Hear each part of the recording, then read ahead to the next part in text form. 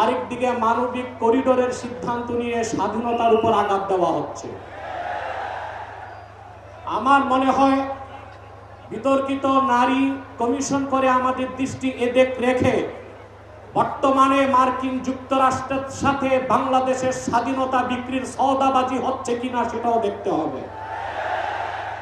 হেফাজতে ইসলাম বাংলাদেশ শুধু দাবি করবে না, সকল মাসলাকের মানুষের পূর্ণ সমর্থন হেফাজতের প্রতি আছে, কারণ হেফাজত হচ্ছে বাংলাদেশে সর্ববৃহৎ ইসলামী অরাজনৈতিক সংগঠন।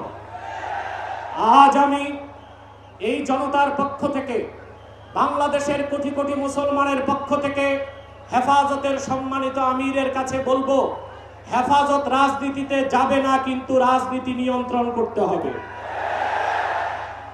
53 বছরের ইতিহাস আমাদের কলঙ্কিত।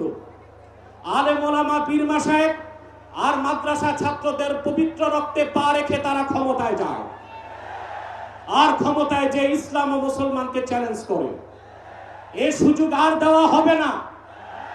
অনতি বিলম্বে বিতর্কিত নারী কমিশনের সমস্ত প্রস্তাব বাতিল করলেই হবে না। যে নারী নামের হিজড়াগুলো এই দুঃসাহস করেছে, গ্রেফতার করে তাদেরকে আইনের আওতায় আনতে হবে।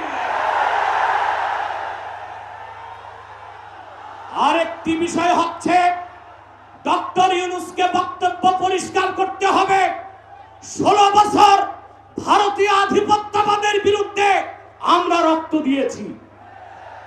সর্বপ্রথম সকল প্রকার শিরক, কুফর, রামবাম, নাস্তিক আর ভারতীয় আধিপত্যবাদ ও ফ্যাসিবাদের বিরুদ্ধে রক্ত উৎসর্গ করেছে শাপলা চত্বরে হেফাজতের আলেম ওলামা কর্মীরা। সেই আন্দোলনের আগ্নেয়গিরিতে 5ই আগস্ট ছাত্র জনতা আগুন ধরিয়েছে শুধু।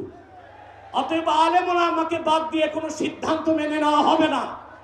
ডক্টর ইউনূস সাহেব পরিষ্কার করুন, মানবিক করিডোরের নামে বাংলাদেশকে ইন্দো প্যাসিফিক অঞ্চলে যুদ্ধের দিকে ঠেলে দিবেন না। আগ্রাসী শক্তিকে বলে দিচ্ছি, আমার দেশের সবুজ লাল পতাকার দিকে যে চোখ তুলবে তার চোখ উপড়ে দেওয়া হবে। আমার বাংলার কোন 1 ইঞ্চি মাটিতে আগ্রাসনের থাবা বসালে সেই কালো হাত ভেঙে দেওয়া হবে। ব্লাসফেমি আইন করতে হবে। Freedom of expression, freedom of speech, বাক স্বাধীনতার নামে ইসলাম বিরোধিতা যেই করবে তাকে আইনের আওতায় আনতে হবে। আমার দেশে অসংখ্য আলেম ওলামা, নিরীহ মানুষকে জঙ্গি তকমা দিয়ে কারাগারে রাখা হয়েছে। যদি বাবর সাহেব মুক্তি পায়, তাহলে যে সমস্ত আলেম ওলামা জঙ্গির মামলায় ভিতরে, তারা কেন মুক্তি পাবে না? তাদের মুক্তির আগে সংস্কার না নির্বাচন হতে দেওয়া হবে না বাংলাদেশে।